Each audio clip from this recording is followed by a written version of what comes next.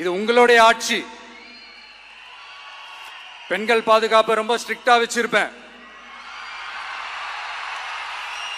போதைப் பொருள் கலாச்சாரம் அதை கண்ட்ரோல் பண்றதுக்கு என்னென்ன ஸ்டெப்ஸ் எடுக்கணும், என்னென்ன முயற்சிகள் எடுக்கணும், இன்னிலிருந்து அதை நான் எடுப்பேன். நம்ம பசங்களை அதுல இருந்து காப்பாற்ற வேண்டியது நம்ம அரசனுடைய பொறுப்பு.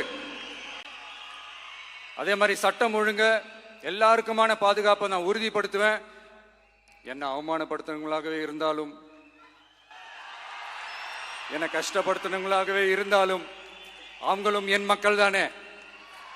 நண்பர்களாக இருந்தாலும் எதிரிகளாக இருந்தாலும் 8 கோடி மக்களும் என் மக்கள் தானே.